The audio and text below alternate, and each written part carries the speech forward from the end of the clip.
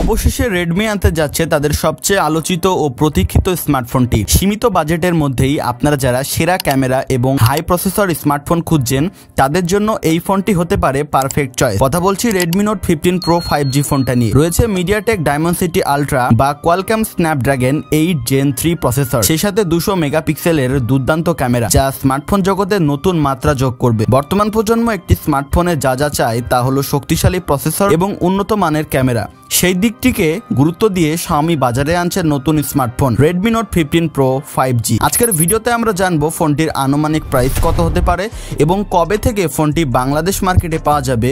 বিশেষ করে আপনি যদি কম বাজেটে ভালো ফোন চান তাহলে এই ভিডিওটি আপনার জন্যই। শুরুতে আপনারা ফোনটিতে ডিসপ্লে হিসেবে পেয়ে যাবেন 1080x2400 পিক্সেলসের ক্রিস্টাল ক্লিয়ার রেজলিউশন সহ একটি নজর কাড়া স্ক্রিন পয়েন্ট অ্যামোলেড ডিসপ্লে। ফোনটির বিশেষ ফিচারে 165Hz রিফ্রেশ রেট থাকায় অ্যাপ এবং গেমিং এর ক্ষেত্রেও নিখুঁত পারফরমেন্স দিবে এই ফোনটি। রেডমি নোট 15 প্রো 5G ফোনটিতে ব্যাটারিতে পাবেন অসাধারণ একটি ফিচার। এর 8000 এম্পিয়ার জ্যাম্বো ব্যাটারি নিশ্চিত করে যে আপনি ঘন ঘন চার্জ দেওয়া ছাড়াই সারাদিন ফোনটি হ্যাভিলি ইউজ করতে পারবেন।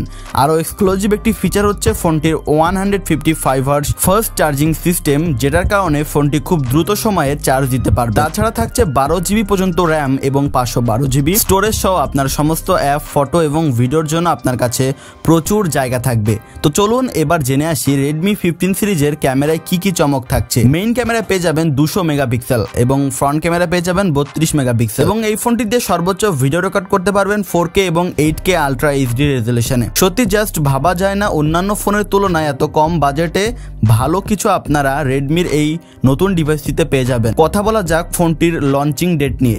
রেডমি এখনো অফিসিয়াল ভাবে লঞ্চিং ডেট অ্যানাউন্স করেনি, তবে বিভিন্ন সূত্রের দাবি এটি 2025 সালের মে মাসে বাজারে আসতে পারে। অন্যদিকে কিছু তথ্য বলছে ফোনটি জুলাই মাসে রিলিজ হতে পারে।